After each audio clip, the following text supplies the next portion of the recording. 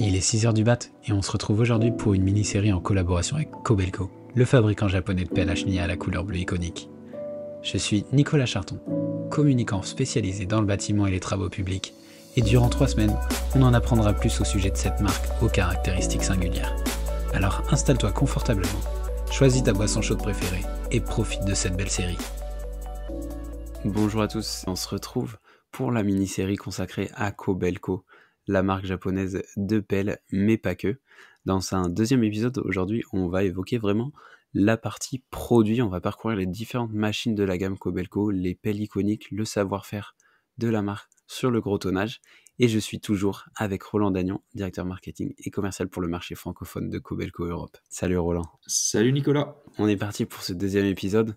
Là, on va parler vraiment produit, on va parler vraiment gamme Kobelco. On va parler des pelles. Est-ce que tu peux grossièrement nous esquisser un peu le trait de la plus petite pelle jusqu'à la plus grande pelle, des différents types de pelles qui existent? Et bien donc on propose sur le marché européen, parce qu'on a une gamme en Europe qui n'est pas aussi développée que celle du Japon, mais en Europe on propose des pelles de 1 tonne à 85 tonnes. Et parmi tous ces modèles, eh bien on a une gamme à rayon court, rayon court, short radius, pelles compactes, on les appelle différemment, mais ce sont des pelles à vocation plutôt urbaine et qui vont de 1 tonne à 38 tonnes en fait. Donc ça permet d'avoir dans tout ce panel de pelles une offre assez variée, sachant qu'on ne propose sur le marché que de la pelle Ashni, on est spécialiste de la pelle Ashni.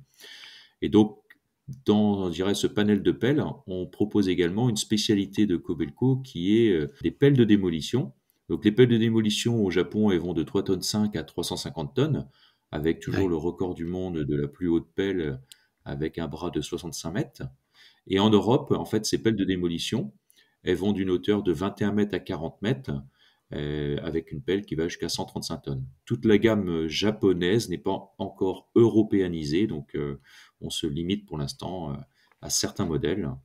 Et le dernier segment des pelles que l'on propose, ce sont des pelles dédiées au démantèlement des voitures hors d'usage. Okay.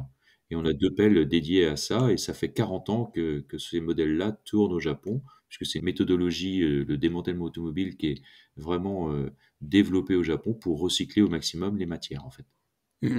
On est vraiment sur des pelles qui sont très spécifiques, pour des usages spécifiques. C'est aussi un des fers de lance de la marque Kobelco, c'est que c'est considéré aussi comme une marque qui est très très ingénieur, une marque d'ingénieur avec pas mal de choses réfléchies pour différents usages.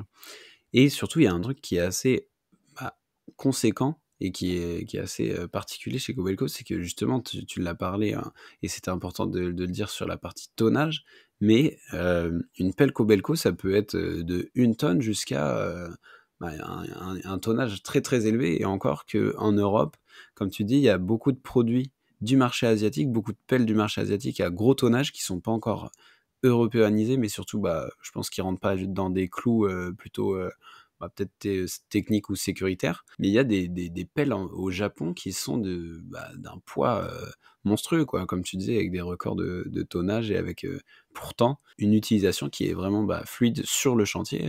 Comment on arrive à maintenir cette expertise avec des pelles de plus en plus lourdes? Et en fait, la plus grosse pelle étant la 350 tonnes avec le grand bras de 65 mètres au niveau de la démolition. Donc c'est une spécialité chez Kobelco, et le marché japonais est complètement atypique par rapport à ça, parce que aujourd'hui le marché japonais, c'est presque la moitié du marché mondial des pelles de démolition. Okay. Et pour Kobelco, c'est une grande spécialité. Et pourquoi ça s'est développé au Japon? En fait, c'est parce que le Japon est une île sismique. Les bâtiments, ça fait des décennies qu'ils sont construits avec des normes antisismiques, avec des fondations qui sont gigantesques, des ferraillages, des bétons bien spécifiques, et ça nécessitait en fait compte d'avoir des pelles vraiment très très grosses pour pouvoir faire de la démolition. Donc c'est la raison pour laquelle le Japon a été et est leader sur ce marché-là. Sauf qu'aujourd'hui, en fin de compte, le marché de la démolition en Europe, eh bien, il y a un vrai décalage avec le Japon. Donc, on aura sans doute un jour la pelle de 350 tonnes en Europe, cette japonaise en Europe. Mais voilà, tout ça, ce sont des histoires aussi d'homologation au niveau sécurité, au niveau normes de travail, et donc qui nécessitent aussi des volumes de vente pour s'amortir, quoi. Oui, bien sûr, parce que du coup, ça c'est aussi le caractéristique vraiment propre à cette marque japonaise, c'est qu'il y a une implantation qui s'est faite en Europe, donc il y a une dizaine d'années, avec le pôle du coup près d'Amsterdam, du coup le pôle Europe Cobelco. Mais par contre, la partie usinage, la partie conception, la partie assemblage est quand même fait en bonne partie au Japon. C'est un savoir-faire japonais qui est resté là-bas aussi, qui est vraiment atypique hein, dans le marché, hein, puisqu'on ne fait plus forcément construire à l'autre bout du monde du coup des pelles qui étaient destinées au marché européen. Ça, c'est quelque chose que Cobelco a gardé. Tout à fait. Effectivement, voilà, exclusivement, nous, en Europe, on est une société de vente, hein, en fin de compte. Tout le développement, l'ingénierie, la fabrication se fait au Japon avec des composants japonais au maximum, quoi. Donc ça, c'est vraiment le focus historique de Kobelco. Et les Japonais sont un peu chauvins à ce niveau-là, donc ils restent concentrés sur cette méthodologie, quoi. Et ça nous va bien parce que le résultat est plus que satisfaisant au niveau des produits et du retour client. Ouais, bien sûr, il y a cette côté expertise et vraiment ils ont gardé, comme on a l'habitude sur la partie usine, industrie, assemblage. On parle souvent de guerre un peu technologique aussi sur la partie brevet ou sur la partie savoir-faire. Ça, c'est un savoir-faire qu'ils ont réussi à maintenir coûte que coûte au Japon pour garder aussi à la fois les bureaux d'études, la réflexion produit sur le marché japonais qui est aussi, comme tu dis, le plus gros marché en pelle pour Kobelco, mais aussi pour le marché de la pelle de démolition. Et donc, c'est un parti pris qui est assez, qui peut paraître étonnant à des fins plutôt commerciales, à des fins plutôt économiques, mais sur le long terme, c'est ça qui a fait aussi la réussite du groupe, puisque c'est le savoir-faire japonais qui est souvent qui est mis en avant via les pelles Kobelco. On va parler un peu plus des produits qu'il y a dans ces pelles. C'est quoi les pelles à chenilles phare, puisque c'est uniquement de la pelle à chenilles? Bah, étant fabricant effectivement de pelles à chenilles exclusivement, on est vraiment reconnu comme un expert du domaine et les années parlent pour nous, hein, quand on voit que nous sommes aujourd'hui troisième du marché français sur les pelles de la gamme lourde, après 10 ans de retour en Europe, donc c'est que le produit a quand même trouvé sa clientèle.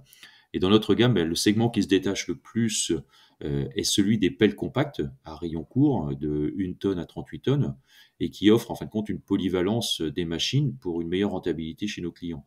On propose 18 pelles compactes, donc une gamme qui est très très vaste, hein, 18 pelles compactes différentes, et notamment la plus grosse du marché avec une SK 380 qui fait 38 tonnes et qui sait rentrer au chausse-pied dans les centres-villes. Et dans, on va dire, ces pelles compactes, on a deux fleurons qui représentent un gros volume du marché, qui sont la SK 140, une 15 tonnes, 16 tonnes compacte, et la SK 75, qui est une pelle de 9 tonnes. Donc c'est vraiment aujourd'hui le cœur du marché, quoi. C'est quoi les enjeux de ce savoir-faire et comment on le transpose justement à une gamme qui est pas consacrée seulement à des gros engins? Il y a aussi de la pelle compacte, de la pelle un peu plus courte, rayon court comme tu dis. C'est quoi les enjeux là du coup de ce savoir-faire? À quoi ça correspond? En fait, l'expérience que l'on a dans le monde de la démolition avec les plus grosses pelles fabriquées en série en usine nous a permis d'atteindre un degré d'expertise élevé dans la résistance structurelle des engins grâce aux aciers à haute limite élastique développés par Cobestil, par nos fonderies. Eh bien, ce savoir-faire, en fait, il est dupliqué à l'ensemble de nos gammes et notamment toutes les pelles de carrière et terrassement pour offrir aux clients une durabilité des machines avec une vision de cycle de vie à 15 000 heures pour les pelles.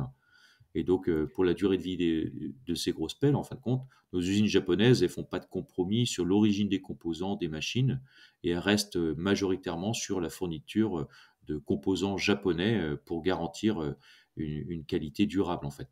Donc, à ce titre, justement, dans les gros tonnages, lors du prochain salon du TP qui se tiendra à Paris fin avril prochain, le Mmh. salon Intermat, eh bien, on lancera une nouvelle pelle de 53 tonnes Ouais. qui est donc la SK 520 et qui est destinée au marché du terrassement et de la carrière en fait. OK, ouais, donc le savoir-faire du gros tonnage, c'est à la fois, bénéficier des retours d'expérience sur les gros, engins, les grosses machines que vous avez fait, mais aussi de pouvoir appliquer ça sur des engins, plus petit tonnage, mais qui, auront du coup les mêmes caractéristiques et les mêmes capacités aussi pour offrir, toujours plus de diversité, toujours plus de comportements différents sur les machines, mais avec...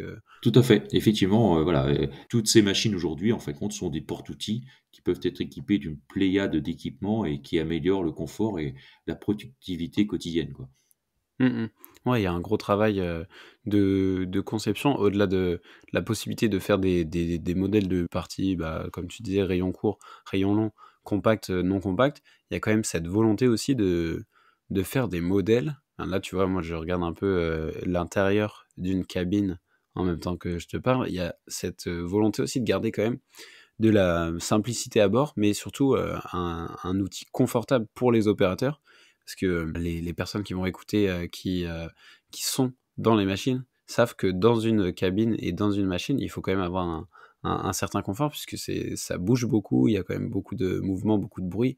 Alors si on peut aussi faciliter quand même le confort d'utilisation, on est quand même dans un métier humain, il faut quand même que les humains puissent être dans de bonnes conditions. Je vois que ça, c'est aussi un fer de lance de la marque, de pouvoir toujours innover sur ça, innover sur la partie sécurité, innover sur le confort, innover sur la facilité d'opération, de pouvoir aussi s'adapter à énormément de contraintes urbaines, parce que intégrer une pelle dans un chantier urbain, c'est pas forcément la chose la plus simple, mais c'est quelque chose qu'il faut aussi penser en amont. Comment on amène la pelle sur chantier, comment elle peut se déplacer dans des contextes urbains, à la fois petite ville, grande ville, mais c'est toujours des enjeux qu'il faut maintenir en tête au moment de la conception, et ça, c'est quelque chose qui est fait du coup directement au Japon, sur le terrain, dans les gros chantiers japonais du coup. Tout à fait. Et nous, on a développé là depuis quelques années le confort des cabines, parce que développer la technologie des pelles, c'est bien, mais l'opérateur est quand même au cœur du fonctionnement de la machine. Donc on a depuis quelques années là renouvelé toutes les cabines de nos machines, et on propose aujourd'hui un confort très haut de gamme au niveau, je dirais, de l'intérieur cabine, pour que les journées soient confortables. C'est quand même le bureau, je dirais, annuel de beaucoup d'opérateurs. Donc, c'est important qu'il soit bien dans sa machine pour qu'il n'y ait pas tous les problèmes physiques qui peuvent être liés à la répétitivité des mouvements. Donc, c'est important d'avoir cette ergonomie et ce bien-être pour les opérateurs. Donc, on s'est concentré énormément sur ce sujet-là depuis quelques années. Je trouve qu'il y a chez Kobelco, on ne peut pas me dire que je suis jugé parti, puisque j'ai jamais utilisé de Kobelco, mais je trouve qu'il y a cette volonté de toujours de ne pas avoir de frein sur la partie changement, innovation, parce que des fois sur des produits type des produits industriels de ce type-là, on pourrait se dire c'est quand même un coût, c'est quand même un risque sur des budgets de production, de changer certains éléments, mais ça, c'est des choses qui, du coup, sont faites et pensées par les bureaux d'études directement là-bas, là, au Japon, à Kobe, et qui, justement, malgré le fait qu'on dise que les marques japonaises sont souvent très pragmatiques, je trouve qu'il y a ces prises de risques qui sont faites par Kobelco sur justement améliorer le confort et penser aux enjeux futurs, qui va être le thème de notre dernier épisode. Et voilà, ça me permet de faire une belle transition et de vous dire qu'on se retrouvera très très vite pour le prochain épisode, du coup, qui sera le dernier, sur comment une marque comme Kobelco répond aux enjeux du secteur, à la fois sur la partie économique, à la fois sur la partie environnementale et aussi pour les opérateurs. Merci Roland. J'espère que tu as appris plein de choses sur Kobelco, leader mondial des pelles hydrauliques. Ça me tenait à cœur d'en savoir plus sur cette marque au fonctionnement singulier. Et si cette série te plaît, n'hésite pas à mettre 5 étoiles au podcast et à t'abonner pour ne manquer aucun épisode. On se retrouve mercredi prochain pour un nouvel épisode dédié à Kobelco. À très vite.